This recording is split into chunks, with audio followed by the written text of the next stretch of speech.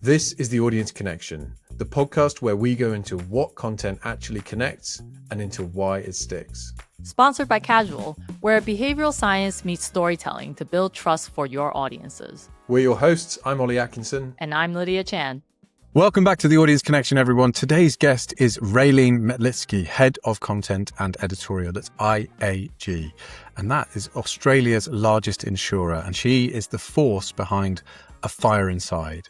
It's a feature-length documentary about the Black Summer bushfires that reached over 50 million people and became a #1 film on a major streaming network. This was funded by an insurance company, and it didn't stop at the film. It became 900 pieces of content, a book, a school curriculum, and what Ray describes as a movement to build the largest organization of helpers in the country. Yeah, definitely a case study of creating a content ecosystem that all brands can learn from. And we talk about that a lot on the show about, content can't sit alone. It has to be part of, again, a larger ecosystem of work. Ray has such a diverse background, which is a theme we see, again, with content creators who just truly understands what would connect with people. She went from theater to radio, journalism, to now brand storytelling within an insurance provider of all places. We see this again and again, don't we? Filmmakers who have these diverse experiences they're quite adept, really, to understanding humans and human behavior. I mean, I really like Ray's philosophy. Brand storytelling isn't the story of your brand. It's a story that's on brand. And that is just pretty spot on. We also get into the attention deficit economy, which I think, you also talked about that, right, with the previous guests on the show, Ollie. Yeah, a couple. In fact, the one that sticks out, though, is Imran Rashid. And he called this algorithmic content digital junk food. And his argument was that we need to move away from this attention economy to an intention economy and stop asking how you just grab people's eyeballs, which is a weird thing to say, and start actually asking what we want them to do after you've got their attention and how does it leave them better off, which is basically what Ray's done here. Yeah, so apparently, we have attention spans that are less than a goldfish.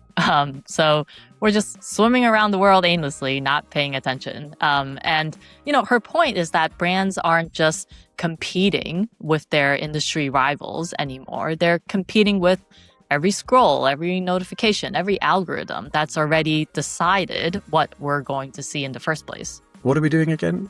Well, I've been officially lapped by the goldfish. All right, if you're trying to build brand awareness and stop fighting for attention and learn how to earn it, well, this one's for you. Here's Lydia's conversation with Raelene Metlitzky.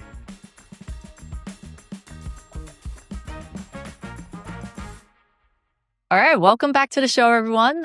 Today, I'm joined by Raelene Metlitzky, Head of Content and Editorial at IAG, Australia's largest insurer.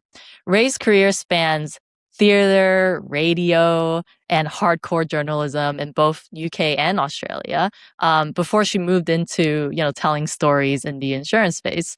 And she's also the force behind some amazing brand storytelling content initiatives at IAG that has been really recognized by a lot of industry awards and that has been picked up by major networks. Ray, welcome to the show. What an introduction. Thank you so much. I'm so delighted to be here, Lydia. It's great to chat. I'm really excited for our chat. We're going to dive into really why brand storytelling is not the story of your brand, but rather it's a story that's on brand. But before we get into that, Ray, for our audience, tell us a little bit about your background and what's your philosophy and approach to storytelling that truly connects? I always say that context is everything. And I think for me, context is in and around, I grew up in South Africa. I grew up in the apartheid years, a time when media was not just highly regulated, it was completely controlled by the state. And I grew up around with a dad who had a ham radio, which was an AM radio that he could tap into different people from different countries. And I got to sit and listen to people share their stories and tell their stories. And I think from a very, very early age, which probably sparked my career into journalism and storytelling, was just that element of curiosity and engagement and finding something that really sparked an interest in me and gained my attention. And I speak a lot about brand storytelling not being the story of your brand, but the story, a story that is on brand. And I think what is so vital in this attention deficit economy, which I talk about, is this human connection. It is so important to create that connection with another human. And storytelling goes back to the times when, we would sketch drawings on caves. It's how humans connect. It's how they share information. And brands need to take a page out of that book. Stories are as old as time, and it is that human connection that really draws people in and creates this value system that we recognize and understand and potentially want to be a part of or engage in. When you look at the audience for the content that you create, who are they? Like, what speaks to them and why? I love this question because, this should be the starting point, in my opinion, for any brand story. And I always say, begin with the end in mind. Who is the audience? I've seen briefs that have landed across my desk where the audience is Australia. It blows my mind because today, with the technology we have now, with the behavioral insights, with the ability to cut data, to slice and dice data, we can get so incredibly granular with who our audience is. So for context, as you mentioned in your introduction, I work for an insurance company, which is a whole nother story as to how I got there. But I think when you look at the category of insurance, it is a low interest category. It is a grudge purchase. So you don't instantly have this engagement. On the contrary, people only know that they need insurance when they actually need insurance. The interesting thing about the brand that I work for is that it's a heritage brand. It's 100 years old. And we have an audience that is really rusted on, and it's an aging demographic. What we have at our fingertips now, as I mentioned, we're able to slice and dice that audience to such a granular and right into the minutiae, whether it's by product, whether it's by car insurance or home insurance. We can break it down by gender. We can break it down by risk. We can look at our audience in the state of New South Wales and say, well, this particular person in this particular postcode is potentially more susceptible to flooding, whereas this person in this particular postcode is more susceptible to fire. So our challenge, I think, with this aging demographic, particularly as this heritage brand, and as we look into this current zeitgeist of we've had a consistent rise in interest rates, we're in a cost of living crisis, people are feeling very unsure about, the geopolitical lens. I think it's even more important to truly know who we're speaking to and really focus on not just the audience, but the value system and not just the demographic. Yeah. How do you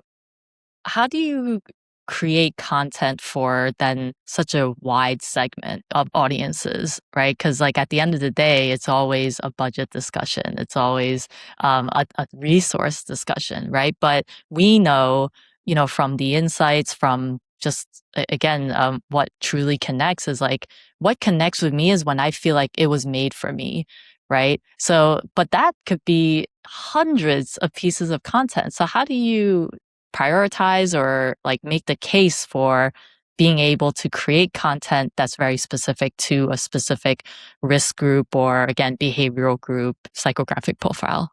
I think it is really interesting. And I, again, with a broadcast background and watching the landscape shift so phenomenally over the last decade or so, I always try and put the lens of let's narrowcast, not broadcast. We are able to not just narrowcast from an audience segmentation perspective, but we're able to narrowcast on a platform. I think one of the most important things is really, really being very authentic in and around creating content that is not just platform specific, And I have no doubt that the audience across the world listening to this will know the frustration of a content creator when the budget goes to a really beautiful, shiny 60-second TVC, and then let's cut it down to a 30. And why don't we pull out 15 seconds for a little LVO or a radio ad? And that is just incredibly off the mark, because different people consume content at different times on different platforms. So I think first and foremost, we need to ensure that the content is incredibly fit for platform. What is fit for platform on TikTok is not going to be fit for platform on radio. I think the other aspect is really integrating the content in and around, not just within a selling perspective, but really integrating that content within a broader ecosystem, whether it is through a media partnership, whether it is through earned media that you're able, to get.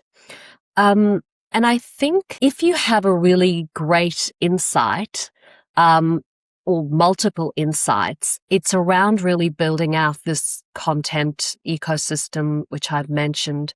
For A Far Inside, which was an extraordinary feature-length documentary, a brand storytelling feature documentary we did on behalf of the brand, we really made sure that every single piece of content aligned with the audience at a particular point. So I guess what I'm referring to is a phased approach. Build it, ensure there is long tail as well. Your content shouldn't be a start and a stop. So I know there's a lot in there, but I don't necessarily think that there is one particular answer to that question. I think it's nuanced, and I think it's quite complex. Absolutely. And we've had, I think everyone we've had on the show definitely makes the argument that, the making the hero film and then doing your cut downs is the old school kind of like 5 years ago. But why are we still doing it now? Right? Because we still, at Casual, we still receive briefs like that. Right. And I think it's a bit of fear, right, on the kind of commissioner side, right, to sort of say, actually, this is not the right way to go, and we need to look at our budgets in different ways, and to be able to, like you said, be very intentional, right, creatively about what we're creating on what platform, and actually that piece of content, while still can be under the same campaign umbrella or same like creative umbrella, but needs to be executed differently. And yeah, we're still not seeing that on our end. It on the one hand, I can empathize, and on the other hand, there's almost sort of solace in knowing that I'm not the only one, or we're not the only ones in Australia who are experiencing this. I do feel as though there is a paradigm shift, and I think, if we look even just structurally, we've gone from a marketing team to a customer experience team, and I feel as though what that is suggesting is an element of a paradigm shift, where there is an understanding that both media and creative need to be much more connected. And when one is creating a comms plan, one needs to be really, as to your point, really intentional within that comms plan as to what content is going to fit within that comms plan at what point. I think we still sit and exist in a very, very traditional media landscape. We are getting better at it. The landscape is shifting. And it's not to suggest that we shouldn't have a hero film or a hero piece of content. But again, in reference to creating that content ecosystem that lives around it. And I refer to it as the and within the brand. And that is a multi-layered structural framework, scaffold, and support system for the hero film. It shouldn't be in isolation, but it should be so connected. Yeah. We'll talk a little bit more about the content ecosystem later on, but I do want to talk about the attention deficit economy that you just mentioned, right? So McKinsey actually put out a report last year. It's called The Attention Equation. And a stat that stood out for us was that there has been over 25,000 increase in the volume of content available to your audience, to us, right, over the past 10 years. It's just a proliferation of content, and especially with, AI coming into the stage over the past, year or two, that's even gotten worse. Yet watch time per consumer per year hasn't really changed much. So, you mentioned earlier about, again, the attention deficit economy. Let's talk a little bit more about that. Like, what is the challenge here? Gosh, a challenge it is. I mean, human attention is the currency, and the economy is absolutely booming. And to your point, we just continue to keep creating more and more content. But what we can't create is more time to engage in it. Time is a finite thing. Attention is a finite thing. We only have 24 hours in a day. So in this endless sea of digital noise, the ability to capture someone's attention is incredibly important and incredibly valuable. I also, talk about stats, read a stat that, the human attention span has dropped within a decade from 12 seconds to 8.2. And the average goldfish's attention span is 9 seconds. So we are really we're below the goldfish. We're the goldfish is doing pretty well. We're kind of, declining.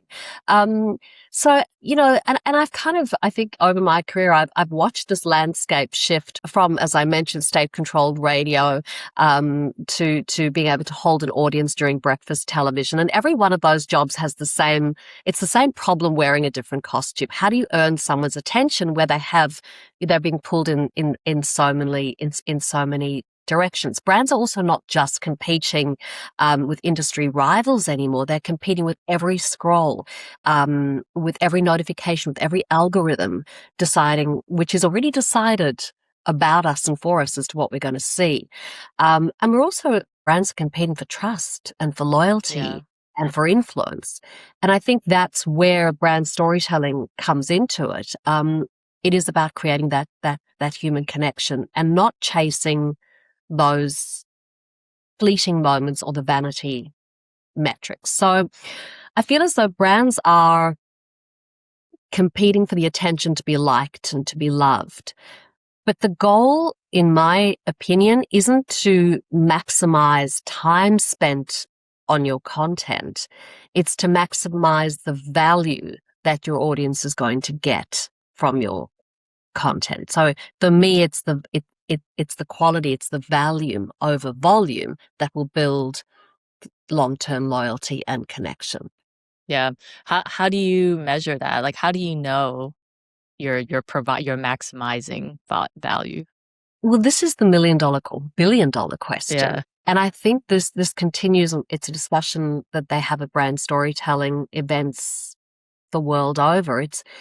And again, comes back to begin with the end in mind. What do you want to measure? Be intentional about what you want to measure. If you want to measure for likes, those are vanity measurements, and they're great. And you can show your CMO that, wow, we've got this incredible uptick in likes. Is that truly engagement? Are people really engaged to be able to such a degree where they will act on a purchase decision, a behavioral change? So measurement piece, I think, is incredibly important. And I always encourage my team to remember that the metrics that we choose to prioritize will shape the outcome we get. So, we should be fighting more for alignment than attention. And you can measure those things. You can measure those things in consideration, in brand uplift and so on, but they're not going to be those hardcore metrics of success being reach and frequency and eyeballs as we have traditionally in the past done with television.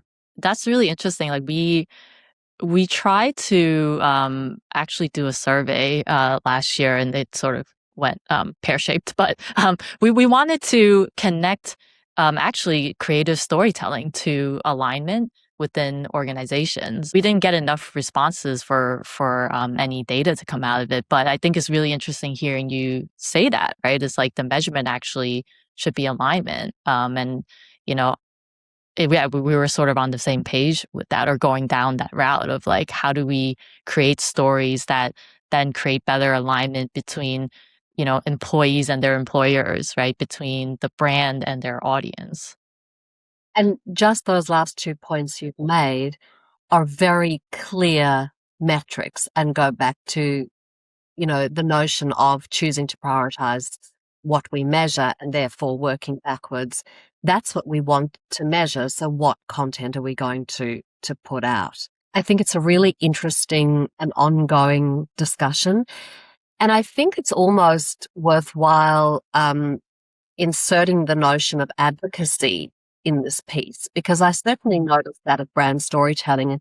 And I noticed that, consumers are 4 to 6 times more likely to engage with a brand if there is a level of advocacy. And it's this notion of acts over ads, which I think is really interesting. People want to value something. They want that value exchange. And if they're recognizing a brand that is advocating on their behalf or advocating for something that they feel deeply about, you're going to get alignment and you're going to get connection. And I have a number of case studies where we have actually proved that. And it's all the things we've discussed prior. It's about having the insights, cutting the data, understanding your audience, beginning with the end in mind, making sure that you are narrowcasting, not broadcasting. So it's a multitude of steps and stages and considerations before we shoot one frame or decide on a comms plan. How does that show up for you, right? For the content that you create, or how has that changed the content that you're creating? Like, what were you creating before, with certain, again, goalposts, right? And then now it's shifted to, it's not about likes, it's about maximizing value, it's about alignment. How has that changed the type of content that you've been creating? I think, interestingly, we've seen shifts in big metrics such as consideration when we've done advocacy pieces. Most recently, I led, we had a consideration issue in Queensland, which is one particular state in Australia. We were a national brand, but we didn't have any recognition or very little recognition in Queensland. And not dissimilar to the US states, every state is very parochial. So we needed to discover a particular insight that would really align and resonate with the people of Queensland, and then layer that on, well, what is the role of the brand? And what we discovered was really pertinent to the people of Queensland was the longest stretch of road in Queensland, and arguably in Australia, is also the most dangerous and the most ill-equipped to handle wild weather, potholes, accidents. There are single lanes, and this really impacts people of Queensland. So as a brand, we aligned ourselves with a media partner who was quintessentially Queensland, heart and soul, a heritage legacy media publisher, and created a platform called Help Our Highway. Help is our brand premise, where we could advocate on behalf of the people of Queensland to really, I can't say lobby because we're not in that space, but to really encourage local government and our federal government to help fix the highway. And when we found that we did this brand act over a brand ad, and we layered it with editorial and advertorial and pulled our own data, which was then leveraged by the newspaper itself, we ultimately saw a shift in consideration, which was historic. For the first time in 20 years, we had this incredible uplift.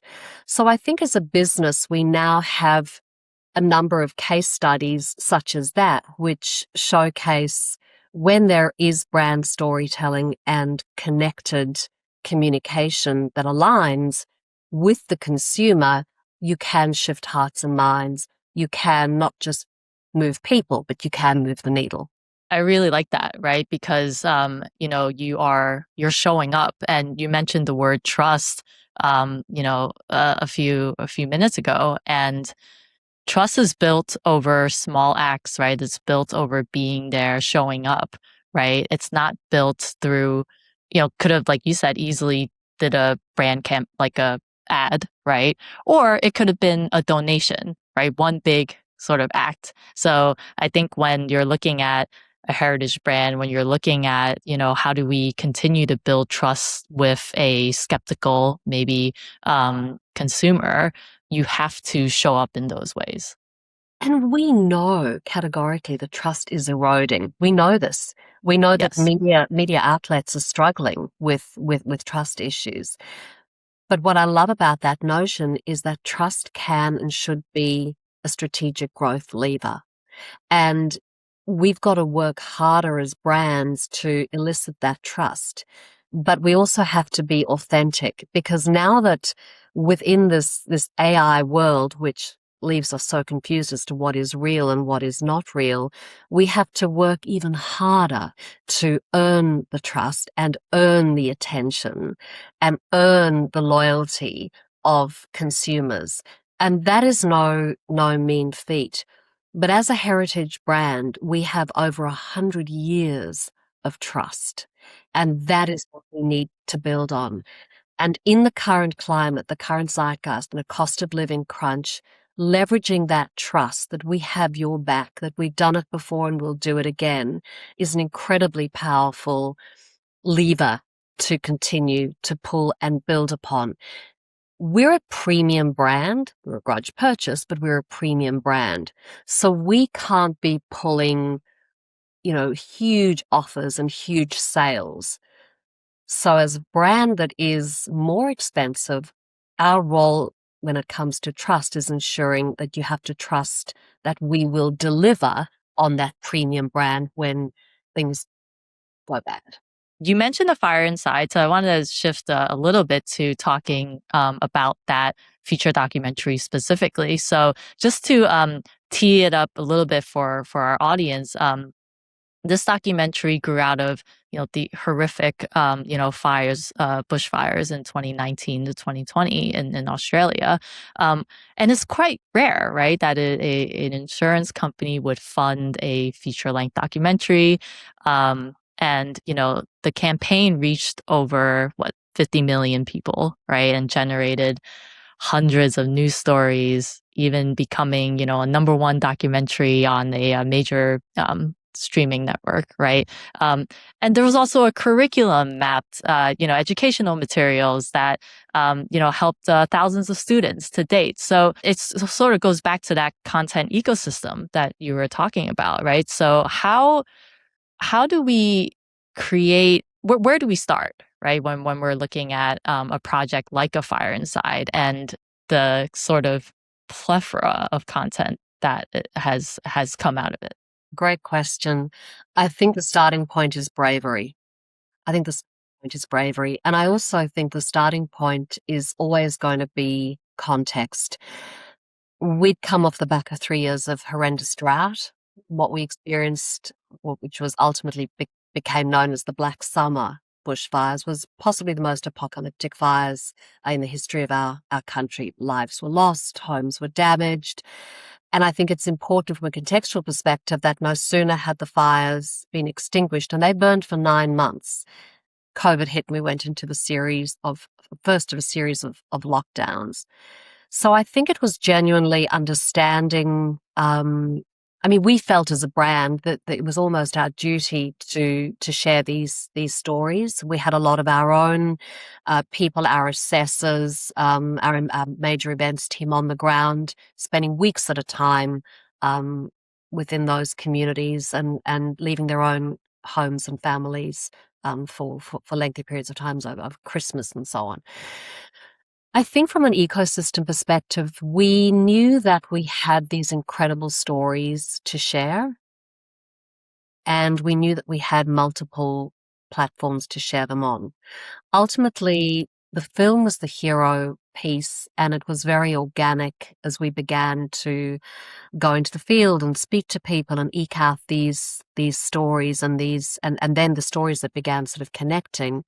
It was a fairly altruistic strategy, I think, because what we were building was not a piece of content. Ultimately, what we wanted to build was a community, an advocacy piece, a shared value system.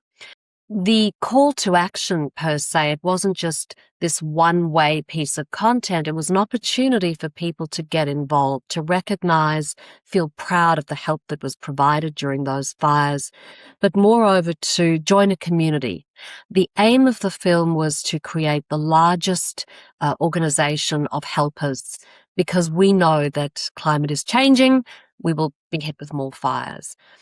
We will be hit with more floods. Well, 900 pieces of content were created across multiple platforms, from out of home to podcast, to social, to digital.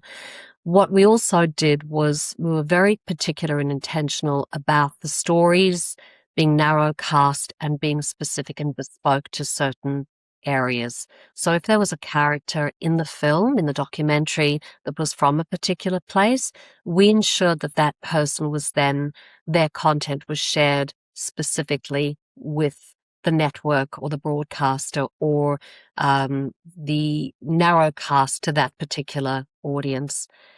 And the other thing that I think is really important is we should never, as brands, we should never underestimate staff pride.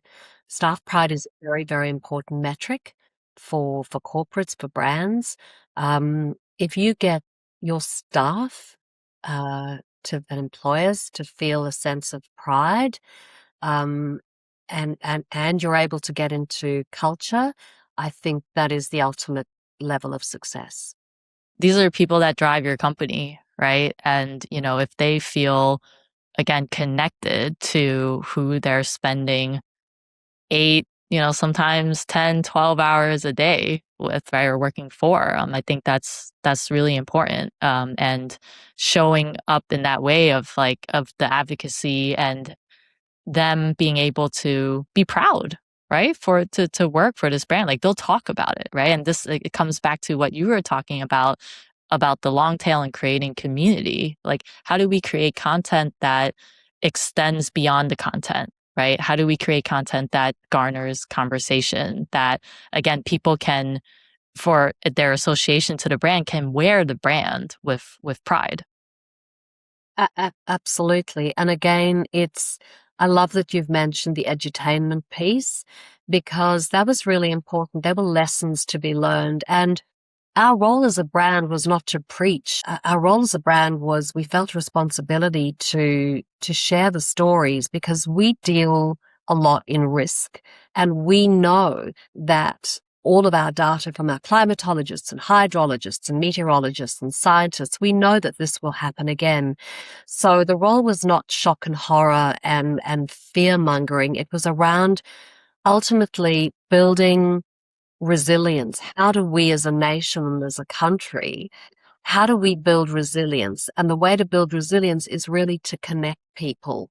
And that is exactly why we wanted to create a movement. So ultimately, the film led to a book, led to a movement, and surrounded by all of that within this ecosystem was an opportunity to share with students an educational piece for various years in primary and high school, and all of them leading to elements of resilience and elements not just of obviously staff pride, but Australian pride as to how we're a nation of helpers.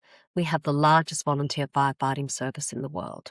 I guess for our listeners who maybe are in very maybe B2B roles or professional services, let's say, right? Like, how do they apply this approach, right? Or rather, how do you identify that core story to then start, building off the back of, or is this kind of based on a particular event that occurred that allowed, the company to do that? The fires were absolutely an anomaly.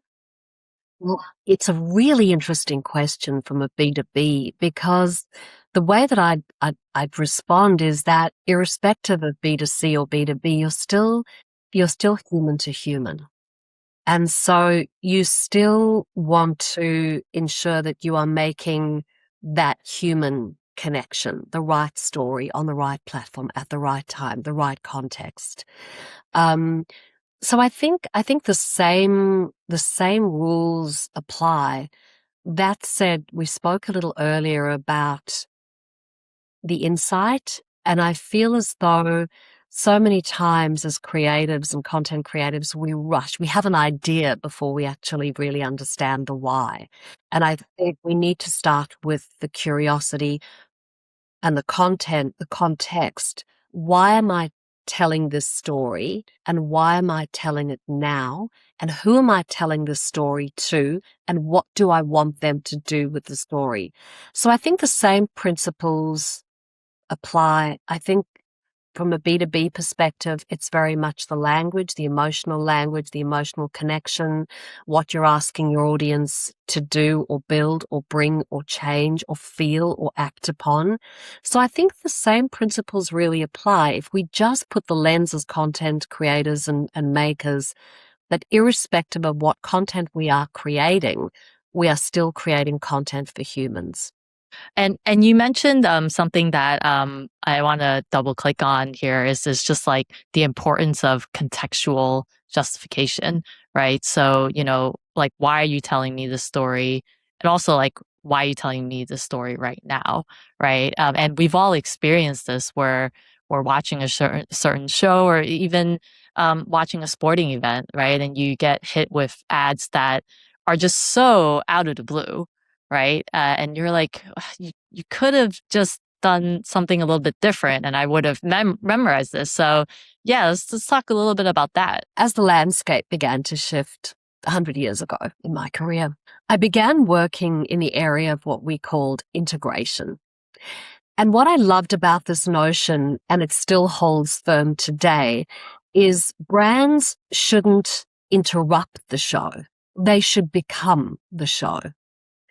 Become integrated into that story. So, for example, with our particular brand, we sponsor the cricket, which is absolutely huge in Australia, as you know. We feel very foolish to put a brand TVC ongoing within the middle of cricket. So we ensure that our brand TVC and our radio and all the content that surrounds it during the summer of cricket is heavily, seamlessly integrated into cricket. So we're not talking about insurance, but we're talking about communities in cricket, local communities. So I think the term integration is incredibly important. Brands should not interrupt the show. Brands can become the show.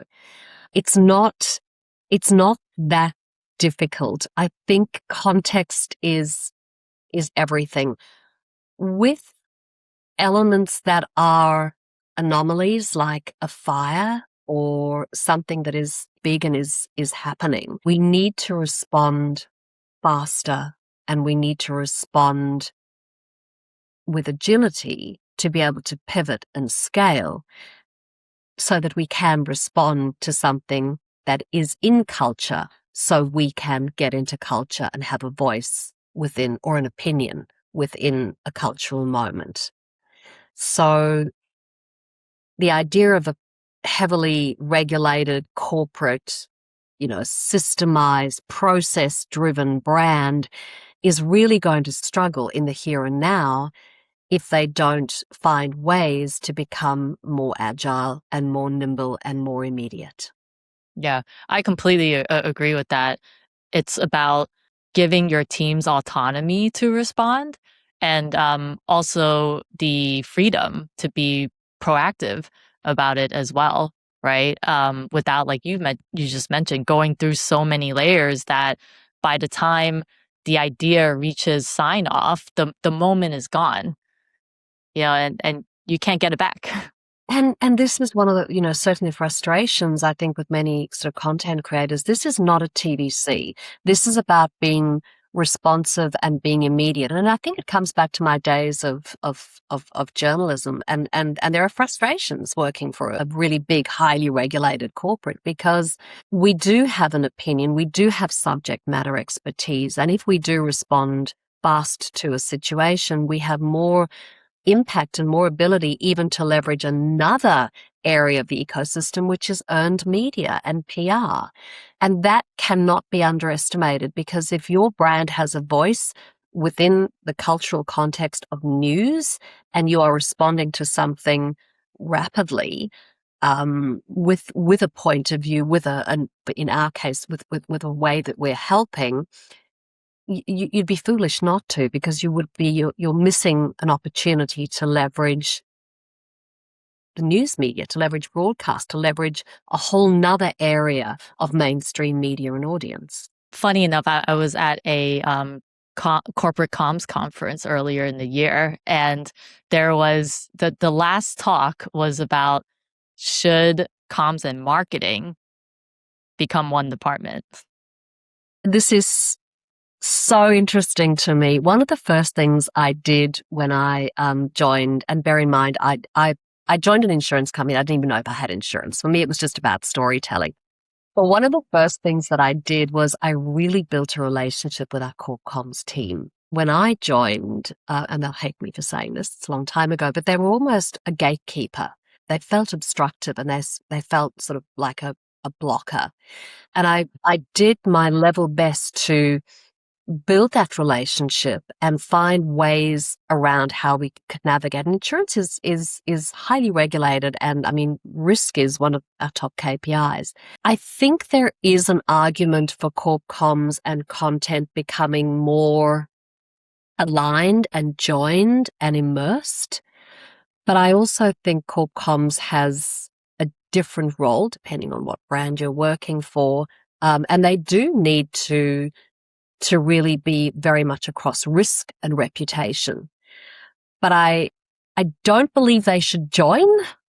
I think that would be a little tricky. I think the tension between the two is really great. It's interesting because as we continue to work with a lot of large brands and organizations, we work with the comms team and the marketing team, right? And you sort of see a lot of crossover in the type of content created. So when we're looking at how do we become more efficient, right? How do we be more aligned? There's some efficiencies there, right? That can take place. But as you mentioned, that they're separate for a reason, and I think it'll take a lot of effort and an individual kind of champion to really be the glue that balances both teams' priorities. Agree. And I think it comes back to even a more overarching principle, and that is the importance of breaking down silos. I keep saying begin with the end in mind. If every piece of content that we are creating, every story we are putting out into the universe has the audience, the customer, the other person in mind to create some sort of response or reaction, we should and are all singing from the same hymn sheet. We need to feel connected. And when you have large, highly matrixed, complex organizations, so often the case is that there are so many silos. And the sooner we are able to break down those silos between risk, product, legal, corp comms, media, all of those different areas within a brand, the sooner we are able to put the customer first, not the brand first, and the sooner we're able to have a much more connected and cohesive ecosystem. So what the audience, the recipient of the content is receiving is the same message told in different ways. And that's on us. And that's, again, a really big challenge. Yeah. So we'll see in maybe a year or two's time if the silos have been broken. Well, Ray, I had a really great time in this conversation. I guess to sort of leave our viewer with something, if every marketer listening tomorrow stopped asking, how do I get more attention, right? And what should they be asking instead?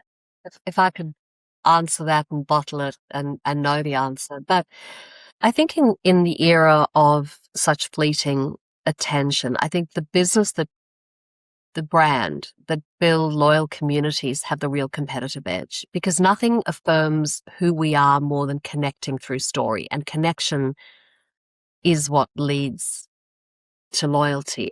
Our goal shouldn't be to maximize time spent on content. I think our goal should be to maximize the value that our audience gets from the content. So instead of fighting for attention, let's fight for alignment. And the brands that win are not going to be the loudest. They're the ones that understand that attention must be earned and not taken. It's value, not volume, that is going to build long-term loyalty. It's the brands that are going to do the work, the boots on the ground, sort of grassroots kind of work versus, big splash shouting it at the rooftops where everyone can see it. 100%. It is, in my opinion, it is value over volume. There's a place for volume, but it's the value that really cuts through on a human level. Awesome. Well, Ray, thank you so much for the conversation. I appreciate your time. Thank you so much. I've thoroughly enjoyed it, and I hope it sparked some great interest and other conversations. And we're very privileged to have this opportunity to share stories, and I'm very privileged to have been able to share mine with you. If this episode sparked something, curiosity, a new way of thinking, or something you're going to take back to the team, we'd love to hear about it. Absolutely. Make sure you're subscribed, leave us a rating, and drop us a comment. Tell us what stuck and what you want us to explore next. We want to know. This is The Audience Connection, sponsored by Casual, the video partner for global brands trying to build trust with their audiences. We'll see you next time.